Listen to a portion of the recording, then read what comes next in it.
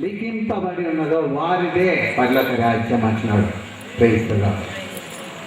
క్రైస్తవులు పర్లోక రాజ్యంలో మీకు ఒక గొప్ప స్థానం కావాలంటే మనకేం అవసరము? ఆత్మీయ ఫలంలో అవసరం. దేవుని ఇష్టపడే కార్యంలో ఏంటిది? ఆత్మీయ ఫలములే. అబద్ధం చెప్పకూడదు, చెడు చూడకూడదు, చెడు మాట్లాడకూడదు, వ్యవహరించకూడదు, దొంగలేడకూడదు. వీటిని ఆయన ఎక్కువగా ఇష్టపడుతున్నాడు. ఇతరులను ప్రేమించమంటున్నాడు. ప్రేమ అది చాలా ముఖ్యం. ఇతరులను ప్రేమించి ఆ విషయం మాత్రం గొప్ప ఒక బాధ్యత మన పైన ప్రభు పెట్టినాడు. ఆ విషయాన్ని మాత్రము మనము మర్చిపోకూడదు. హల్లెలూయా, హల్లెలూయా, హల్లెలూయా.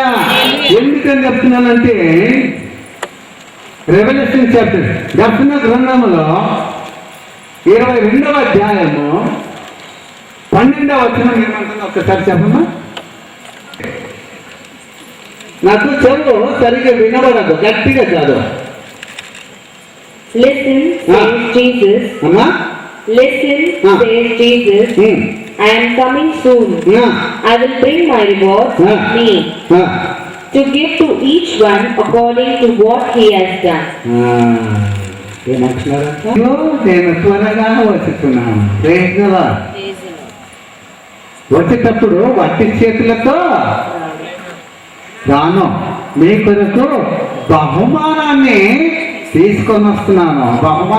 బహుమానం ఏంటి దేశం? మరి బహుమానం ఏంటిది? వజ్రాల, డైమండ్, గోల్డ్ ఏంటిది? ఏంటిది బహుమానం? మన నడవడిక, మన క్రియలను బట్టి మనకు ఒక్కొక్కరిని తూచి వారికి శిక్షను విధించుకుంటున్నారు. ఈరోజు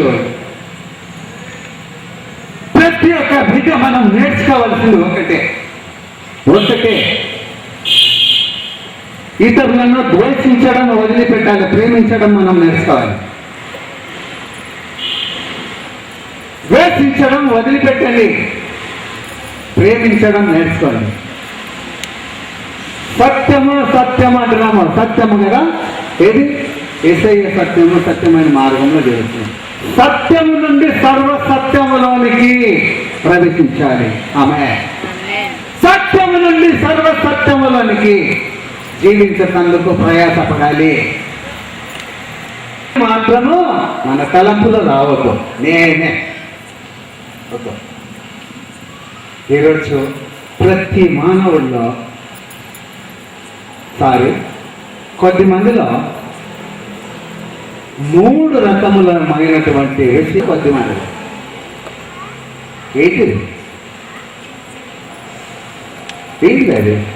ఈ 3 విషయాలు ఏంటిది? మొదటిది డబ్బు, రెండవది అందం, మూడవది పేరు ప్రతిష్ట. మహిమపరచబడాలి వారి పేరు. అసలు లెక్క చూస్తే ఎవరి పేరు మహిమపరచబడాలి? యేసయ్య పేరు మాత్రమే మహిమపరచబడాలి. హల్లెలూయా, హల్లెలూయా, హల్లెలూయా. ఎప్పుడైతే మనము ఈ లోకములో ఉన్నంత కాలము యేసయ్యకు మాత్రం మనం సాక్షులుగా నిలబడాలి. Witnesses ministry. విట్నెస్ ఇంగ్లీష్లో విట్నెస్ అన్నారు, తెలుగులో సాక్షి. నీవు నేను ఎవరమంట?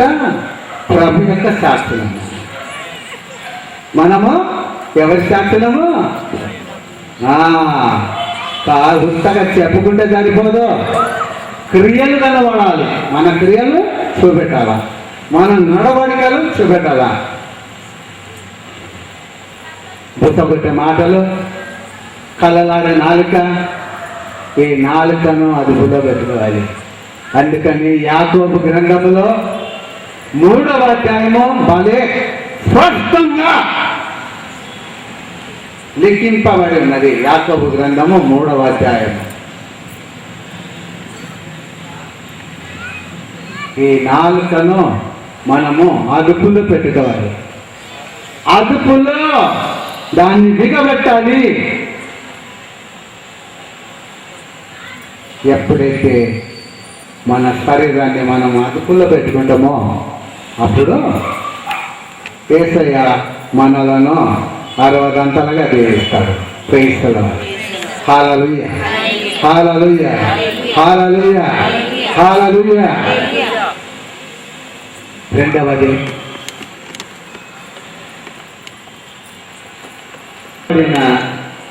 పిదప మనకు ఉండవలసిన లక్షణాలు ఏంటివి? చాలా ప్రాముఖ్యమైనటువంటి అంశం. మానవునికి ఎంతో ఎంతో ఎంతో అవసరం. ఎందుకన్నా మానవునికి వాడు జీవించాలంటే మీ మార్గములో నడుపు, మీ సత్యమైన మార్గములో మట్టుకో నన్ను నడుపు, నీ సాక్షిగా నన్ను నిలబెట్టుకో. నీవు ఈ లోకాన్ని ప్రేమించినట్టే అలాంటి ప్రేమ గల హృదయాన్ని ఈరోజు నాకు ఇవ్వు. అడగండి, అడగండి, అడగ. ఎందుకు? మన హృదయంలో బండ, మండే హృదయం బండ లాంటిది నా మండే హృదయం. ఎండిపోయినా నా పాప జీవితం బండ లాంటిది నా మండే హృదయం. ఎండిపోయినా నా పాప జీవితం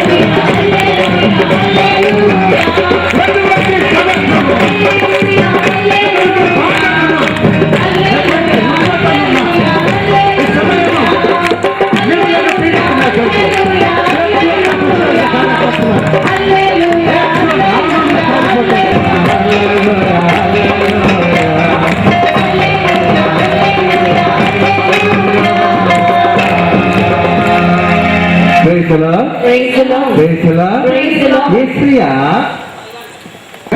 Praise the Lord. నీకు ఇష్టమైనది కావాలి నాకు అంటున్నాడు. అర్థమైందా మరి? నీకు ఇష్టమైనది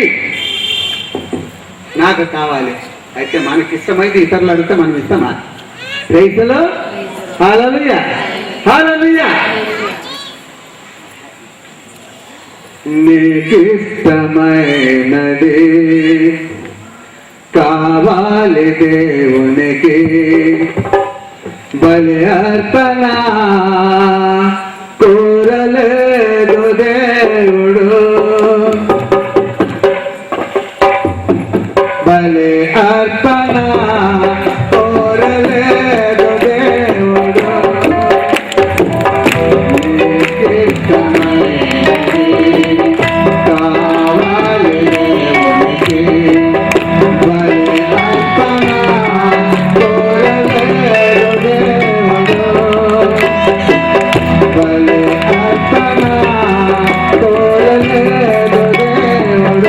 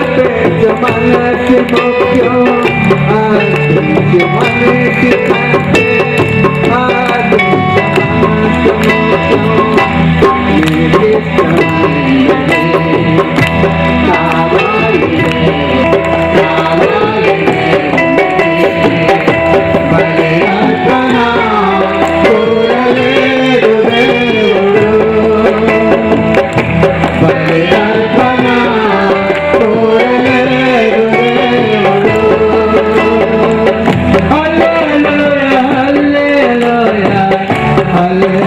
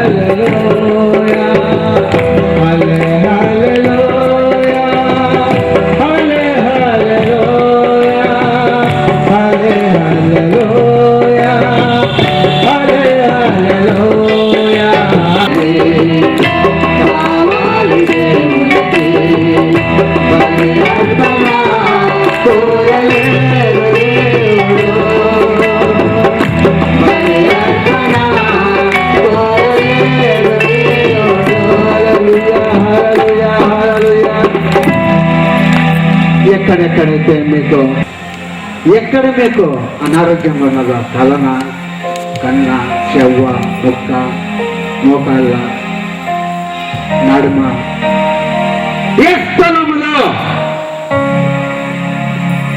అనారోగ్య శక్తి మిమ్మల్ని ఆవరించి మిమ్మల్ని వేధిస్తున్న అనారోగ్య శక్తుల నుండి ఈరోజు యేసయ్య విడుదలనిచ్చి మేము పూర్తిగా స్వస్థపరుస్తున్నాం.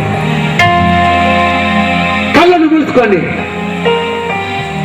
ఏ స్థలంలో మీకు అనారోగ్యం ఉన్నదో, కంటి చూపు కొద్దుగా ఉన్నదా, కళ్ళలో పొర లాంటివి వచ్చిందా, మోకాళ్ళలో నొప్పి ఉందా, కిడ్నీ ప్రాబ్లమా, థైరాయిడా, ఎటువంటి సమస్యలు ఉన్నా సరే, ఎటువంటి సమస్యలు ఉన్నా సరే, సర్వము సాధ్యము యేసయ్యకి. ఆయన ఒక్క మాట పలికిన చాలును, మీరందరూ స్వస్థతలుగుతారు. వట్టి చేతులతో మీరు వచ్చారు, తిరిగి వెళ్ళేటప్పుడు వట్టి చేతులతో ఏ ఒక్కరు వెళ్ళకూడదు. మీ అనారోగ్యము నుండి మీరు స్వస్థత పొంది వెళ్ళాలి. మీ కుటుంబంలో శాంతి సమాధానం లేదా? మీ భర్తలో త్రాగబొత్తుగా ఉన్నారా? మీ బిడ్డలో మీకు విధేయతగా జీవించలేకపోతున్నారా? మీ బిడ్డల వివాహము జరగలేక బాధపడుతున్నారా?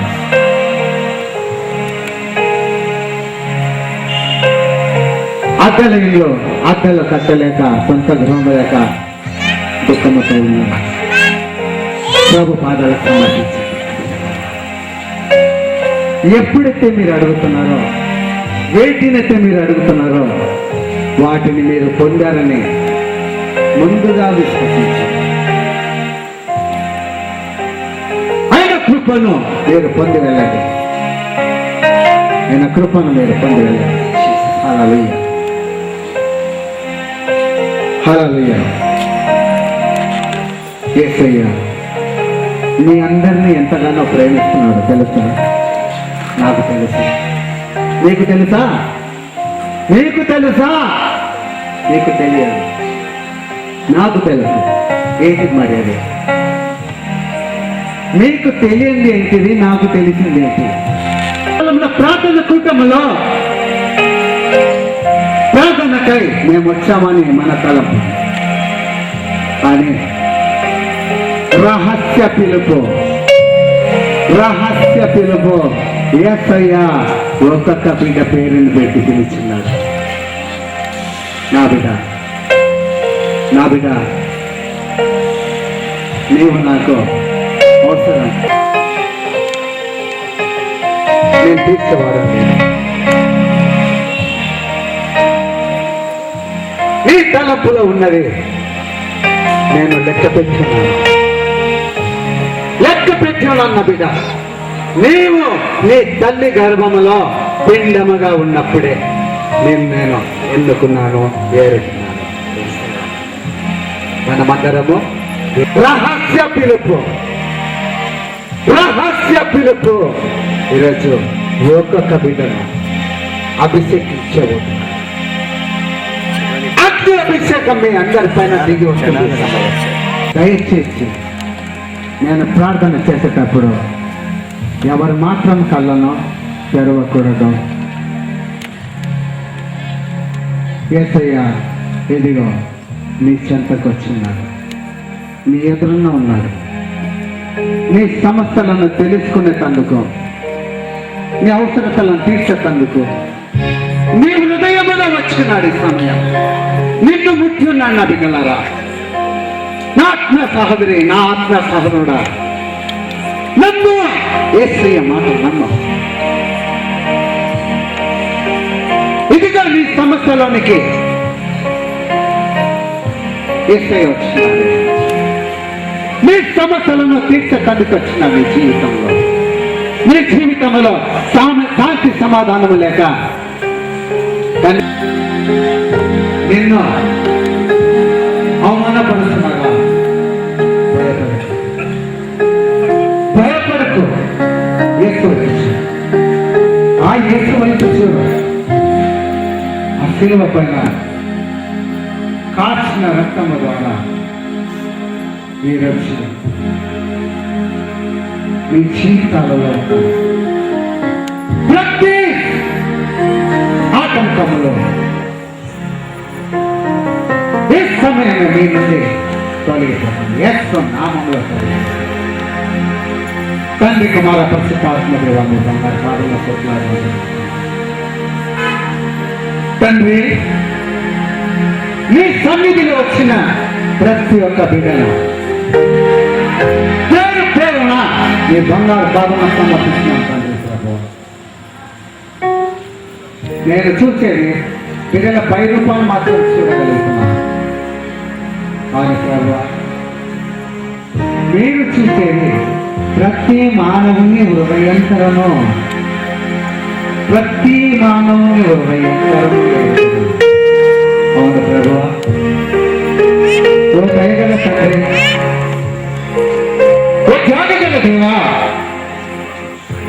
ఓ కృపగల మా యేసయ్యా,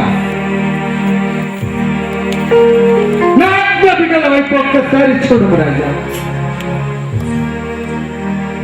నా ఆత్మ బిడ్డల సమస్యలను మీ జ్ఞాపకాలు ఉంచుతాను తండ్రి.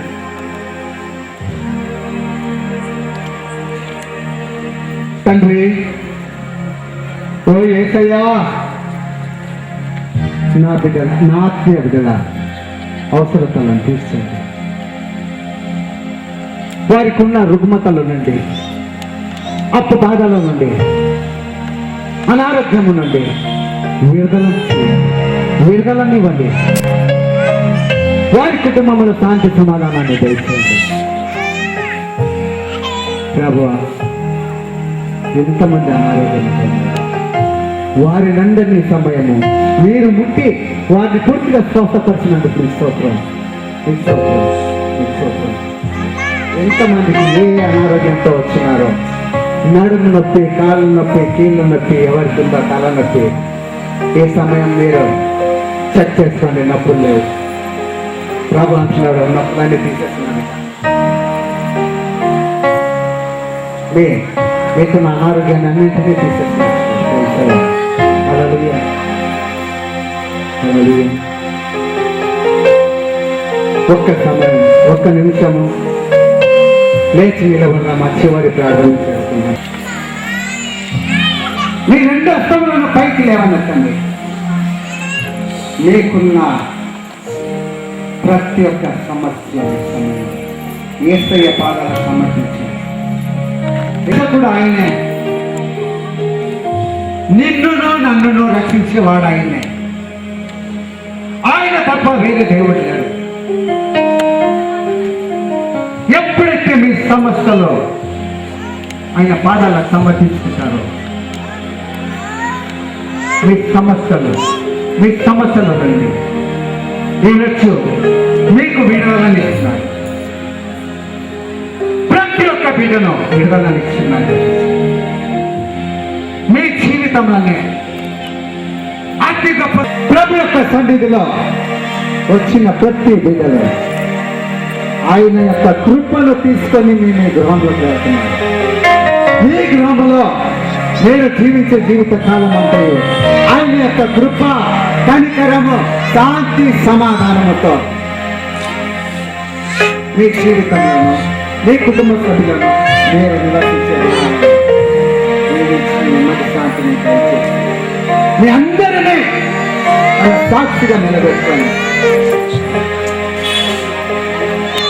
మీకు మంచి ఈవులను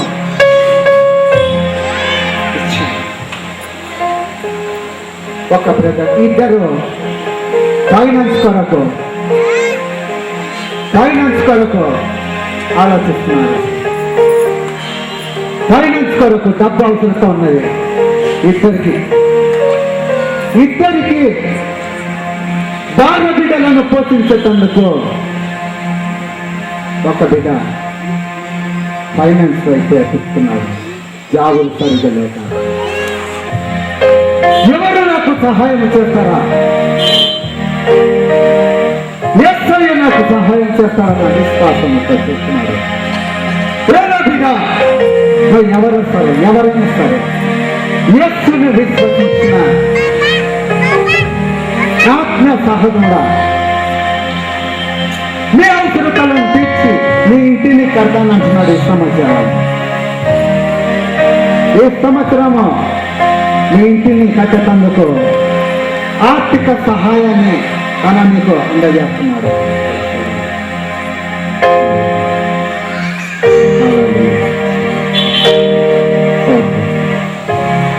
స్తోత్రం, స్తోత్రం. యోహాను సువార్తలో గుడ్డి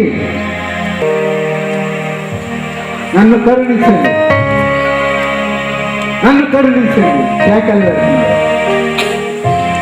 ఒక గుడ్డి వ్యక్తి కేకలు పెడుతున్నాడు. మనము గుడ్డి వారమా? ఏది రెండు కళ్ళు చక్కగా కనబడుతున్నాడు, మరి మనం ఎందుకు కేకలు పెడతాము? పెట్టండి సమయము, కేకలు పెట్టండి. యేసయ్యా నా సమస్యలోనికి రా, యేసయ్యా నా కుటుంబ సభ్యులలోనికి రా, నా భవిష్యత్తులోనికి రా. పిలవండి, పిలవండి. మాట తప్పని దేవుడు యేసయ్యా, మాట తప్పని దేవుడు. ఎవరు నన్ను పిలుస్తారా అని రెండు చేతులను చాచి చూస్తున్నాడు. మీ వైపు చూడండి. దీని అర్థం ఏంటో తెలుసునా నా బిడ్డలారా? మిత్రులను చాచి